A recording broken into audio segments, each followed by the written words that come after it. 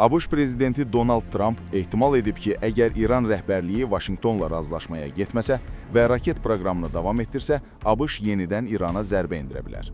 Trump jurnalistlərlə ünsiyyət zamanı bir daha öz versiyasını səsləndirib və iddia edib ki, ABŞ silahlı qüvvələri Fordo, Natans və İsfahandakı nüvə obyektlərinə zərbələr endirməsəydi, Yaxın Şərqdə tənzimlənməsinə nail olmaq mümkün olmazdı. Trump'ın versiyasına görə İran öz nüvə proqramının həyata keçirilməsini davam etdirməyə cəhd göstərə bilər. Onların bərpa üçün çox vaxtı gedəcək. Amma əgər onlar bizimlə razılaşma bağlamadan proqramı bərpa etmək istəyirlərsə, biz onu da məhv edəcəyik. Biz onların raketlərini çox tez məhv edə bilərik, deyə ABŞ prezidenti bildirib.